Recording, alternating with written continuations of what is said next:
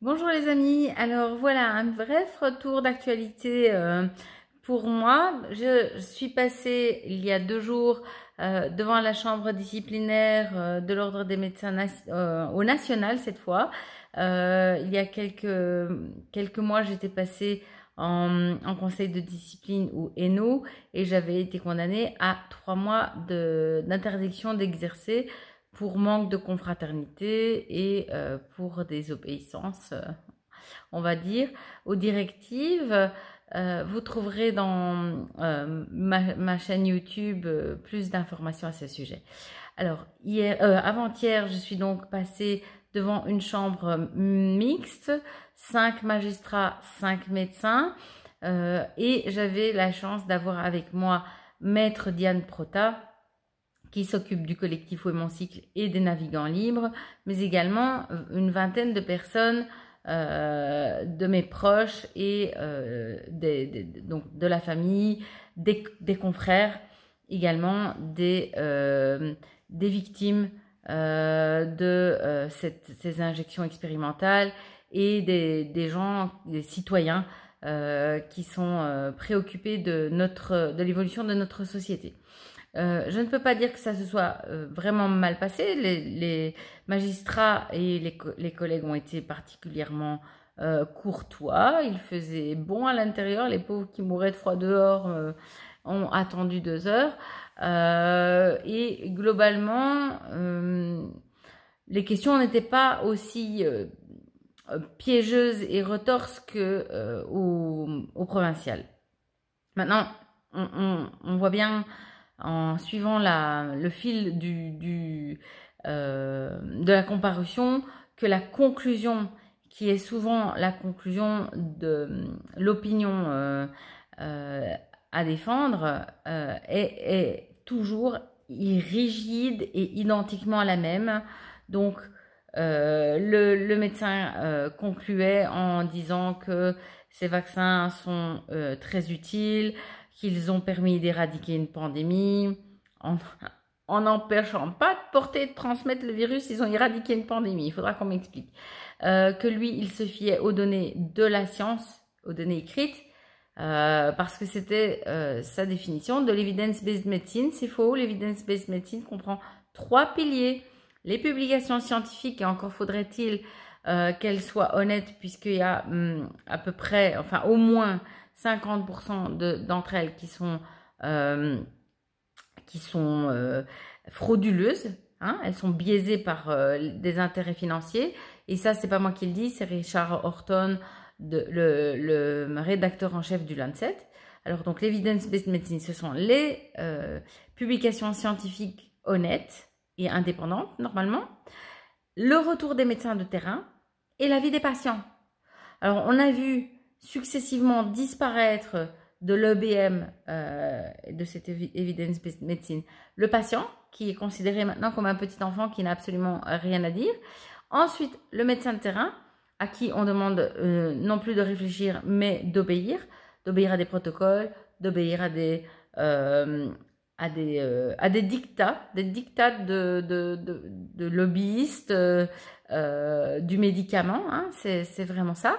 Et d'ailleurs, vous avez de plus en plus de jeunes médecins qui, au lieu de regarder le patient, ils regardent leurs écrans, ils regardent les scanners, les IRM et les prises de sang, et ils ne savent plus du tout ausculter un patient.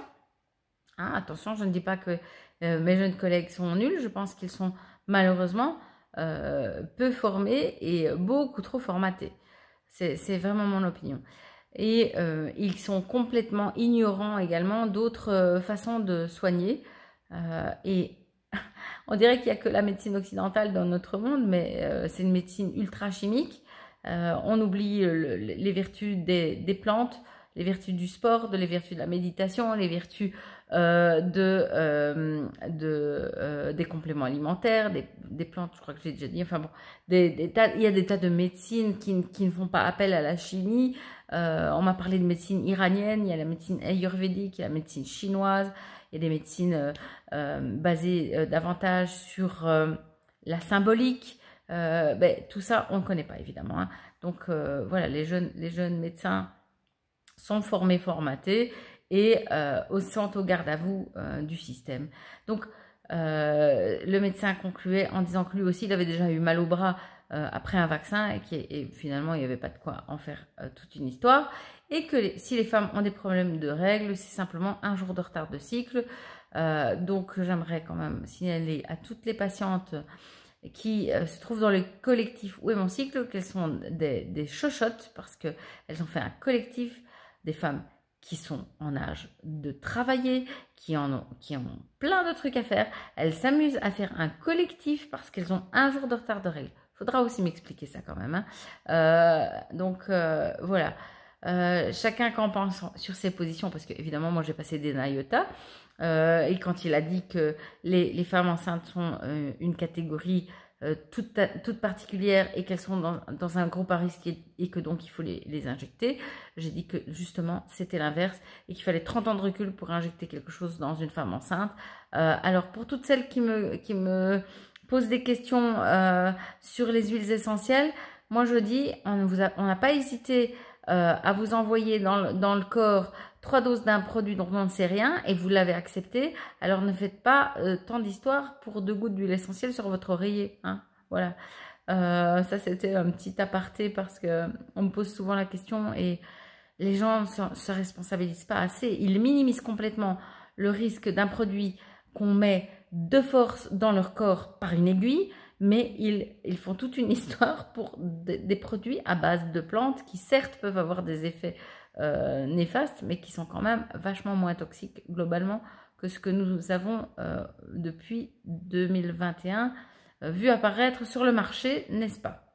Voilà, donc mon verdict me sera transmis le 16 janvier seulement. Soyez patients. Maître Prota, elle a plaidé évidemment la liberté d'expression et comment dire, la fraude autour des contrats de Pfizer, qui disent bien qu'ils savent pas ce que ça donne. D'abord, on ne sait même pas à quoi ça sert, hein, puisqu'ils reconnaissent rien comme efficacité et ils reconnaissent rien comme stabilité dans le temps et pas non plus sur les effets néfastes. On voit la même chose dans les fact sheets, d'ailleurs, la mise à jour des informations faites par Pfizer en septembre 2023 dit aucune idée des effets sur les femmes enceintes, aucune idée des effets durant l'allaitement, aucune idée des effets sur la fertilité masculine. Nous n'avons pas testé sur les risques de cancer, nous n'avons pas testé sur la toxicité au niveau des gènes, la génotoxicité. Donc, c'est dire qu'on ne sait absolument rien sur ces produits et qu'il est absolument évident que dans ce cas-là, c'est à la firme d'apporter la preuve que ce n'est pas toxique. Voilà. Nous avons donc une inversion de la charge de la preuve, une de plus. C'est pas la première fois qu'on inverse les mots et les obligations légales. Voilà. Donc, je vous embrasse tous, je vous tiendrai au courant, on ne lâche rien. Aujourd'hui, on m'a encore parlé d'une dame qui a perdu un bébé à 16 semaines, plusieurs bébés très tôt dans la grossesse et le dernier en date est décédé in utero à 22 semaines. Et donc, oui, nous vivons des tragédies, nous les vivons tous les jours et il est vraiment temps que ça s'arrête. Ce que l'ordre des médecins ne sait pas ou n'a pas bien compris, c'est que les médecins comme moi ne se tairont pas. Nous ne nous tairons pas. Il faut arrêter immédiatement ces injections. Si mes collègues gynécologues m'entendent, s'il vous plaît, arrêtez non seulement ces injections-là, mais aussi tout autre vaccin parce que les personnes qui ont reçu les produits à base d'ARN messager ont un système immunitaire affaibli et modifié et qu'il est dangereux d'encore leur donner d'autres vaccins. C'est d'ailleurs Pfizer qui le dit, nous ne savons pas ce que ça va donner. Donc arrêtez, s'il vous plaît, arrêtez tout. Grippe, arrêtez papillomavirus, qui d'ailleurs est un problème en lui-même. Arrêtez les vaccins de la coqueluche, arrêtez et surtout n'embarquez pas dans ces histoires de bronchiolite, s'il vous plaît. Stop, on arrête, on fait une pause sur image, on revient dans 30 ans et on en reparlera, j'espère, avec le sourire aux lèvres. Je vous embrasse, on ne lâche rien, on tient bon. pour nos enfants, pour l'humanité, pour le monde de demain. À bientôt.